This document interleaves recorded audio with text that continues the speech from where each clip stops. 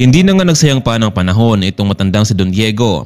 Pinagmasdan nito ang nakaharap na CCTV camera sa naturang basurahan para malaman kung sino ang nakuha ng kanyang hinahanap. Mabuti na lang din at pumayag ang naturang may-ari ng CCTV. Sa kanilang pagsaliksik nalaman ni Don Diego na isang batang gusgusin lang pala ang nagbukas ng basurahan.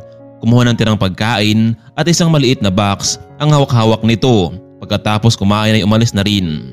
Namukha nila ang bata at umalis na rin ang mga ito para mahanap sa mas lalong madaling panahon. Samantalang nagpatuloy naman si Miguel sa paglalakad. Hindi alam kung hanggang saan siya makarating. Medyo wala sa kanyang sariling katinuan ang bata dahil sa pagkawala ng kanyang mga magulang.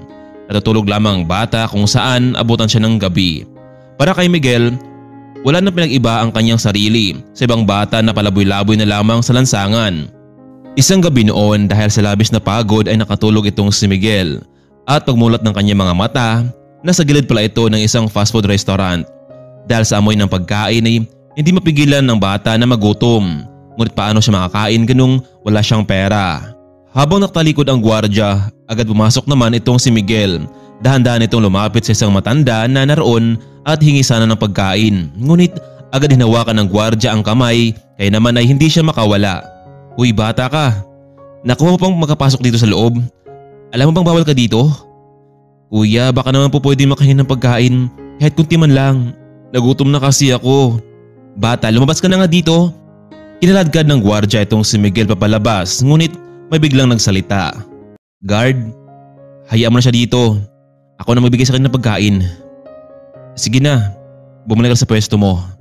Sige po sir, kayo po ang bahala. Iho, nagugutom ka na ba? Kumain ka kung anong gusto mo dito. Naku, maraming salamat po sir. Kahit sardinas lang po at kanin, ayos lang po sa akin. Ano? Wala yun dito. Basta kahit ano pumili ka na lamang. Nasaan na pala mga magulang mo? Yung tatay ko, iniwan niya kami ng nanay ko. Si nanay naman, nung nakarang linggo naman, binawian ng buhay. Iniwan niya rin ako. Napansin agad ng matanda ang kaharap niya ngayon pala ang batang hinahanap nila noong nakaraan at maswerteng nasa kanyang harapan ngayon. Iho, narin pa ba sa'yo ngayon ang maliit na box na may lamang kwintas? Matagal ko kasi itong hinahanap eh. Nasa loob kasi nito ang isang larawan ng nag-isa kong anak. Alam kong malaki ang kasalanan ko sa kanya. Pero iniwan niya rin ako ilang taon na nakalipas. Ito po ba sir? Naku, yan ang tinutukoy ko. Pwede ko bang makuha at mahawakan? Yan lang kasi ang nalalabing alaala sa anak ko. Tapos nitapon ko pa. Ito nga pala sir ang kwintas. Naku, mabuti na lamang at nagtagpo tayo rito. Siya nga pala, anong pangalan mo? At sino ang nagbantay siya dito? Ako nga pala si Miguel. Wala na po ang tatay Orlando ko. Si Nanay Yoli naman, wala na rin. Kaya hindi ko alam kung saan ako pupunta ngayon. Teka lang. Anong tinutukoy mo bang tatay? Itong nasa larawan? Siya nga po ang tatay ko. Meron kaming larawan ni nanay naroon sa aming bahay. Pero pinalayas ako dahil sa pagkakautang namin doon. Hindi makapaniwala itong si Don Diego na ang batang nasa kanyang harapan ngayon na halos hindi makilala, ito pala ay ang kanyang apo. Miguel, ikaw pala ay matagal ko nang hinahanap. Ako pala ang tatay ni Orlando. Wala na rin siya. Ilang taon na nakalipas pero bago nangyari yon, pinatapat niya sa akin na nagkaanak sila ni Yoli.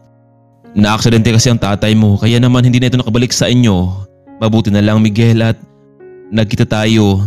Matagal ko na kayong hinahanap ng nanay mo pero hindi ko kayo mahanap. Hindi kasi sinabi sa akin ni Orlando kung saan kayo nakatira. Ako ang lolo mo Miguel. Nakakaawa naman ang apo ko. Sino bang taong walang awang nagpalaya sa sariling bahay niyo? Si Aling Lucy po lolo. Pinalayas niya po ako. Pinahiya na wala daw akong marating sa buhay dahil ulila na po ako. Miguel, mula ngayon sa bahay ka na tumira. Huwag kang mag-alala dahil babawiin natin ang lupain ay punta ng tatay mo. Sisiguraduhin kong malintikan ng taong gumawa nito. Hindi na nga nagsayang pa ng panahon itong si Don Diego. Isinama na nito si Miguel sa kanyang bahay. Sobrang saya ng matanda dahil sa wakas ay natupad na rin ang kanyang gusto na makita ang kanyang apo. Makalipas ng ilang araw, sinamahan ng matanda ang apo nito para muling mabawi ang lupain na inagaw sa kanila. Unang bumaba ng sasakyan itong si Miguel para buksan ang pintuan ng bahay, ngunit nakasarado ito. Kaya naman nagtungo na lamang ito sa tindahan ni Aling Lucy para makausap ang Ale. Aling Lucy, bakit niyo po sinarado ang bahay namin? Babayaran ko na po ang utang namin sa inyo. Aba, bumalik ka pa dito, Miguel. Paano mo mababayaran ang utang mo samantalang wala ka namang pera? Isa pa, malaki ang atraso mo sa akin dahil umiwas ka. Nilayasan mo ako dito. Maraming gawain sa bahay, sa loob. Lumabas itong si Aling Lucy at biglang hinatak itong si Miguel papasok sa loob ng bahay. Bitawan mo siya. Sino ho kayo? Hindi niyo alam kung anong ginagawa ng batang ito, kaya bibigyan ko lang siya ng leksyon. Sige, subukan mo saktan mo lang ang apo ko. Sisiguraduhin ko sa'yo na makulong ka. Hindi ka pa nakontento? Inagaw pang kanilang lupain? Naku Manong, kung ginagawa niyo ito para pagtakpan ang batang ito, huwag ko magkialam dito dahil ako ang nag-alaga sa kanya mula noon pa man. Totoo nga sinabi ng apo ko na sinasaktan mo siya. Alam mo bang pwede ka makulong? Bitawan mo ang apo ko. Maya-maya pa dumating na ang ilang kapulisan at huminto ito sa harapan ng tindahan ni Aling Lucy. Mrs. Lucy, inibitahan ka namin sa presinto. May nakapag-report sa amin na sinasaktan mo daw ang minoridad na batang ito. Alam mo bang siya ang apo ni Mr. Don Diego, isa sa kilalang tao sa bansa? Teka lang sir, teka lang po. Hindi ko naman sinasaktan ng batang ito eh. Mrs., sa presinto ko ng paliwanag. Isa pa, hindi lang itong kinakaharap mo. Marami ka rin tao na inabuso. Wala nang nagawa pa si Aling Lucy kundi sumunod na lamang sa presinto. O Don Diego, ikulong mo namin ang babaeng iyon dahil sa child abuse at pang-agaw ng property? Sir, bigyan niyo lamang siya ng leksyon para magtanda, para naman hindi niya na ulitin ang mga iyon. Sige Don Diego, masunod po. Miguel, masaya ka ba na muli tayo nakita rito? Lolo, maraming salamat po. Hindi ko alam kung papaano kita pasalamatan sa ginawa niyo. Napamahal na sa akin ang lugar na ito. Gusto kong gawan ito ng isang proyekto na makatulong sa mga kapuspalad. Pero alam kong malaking halaga ang kailangan dito. Kaya para matupad yon, kailan ko munang mag-aral, makapagtrabaho para makatulong din sa mga kapuspalad dito.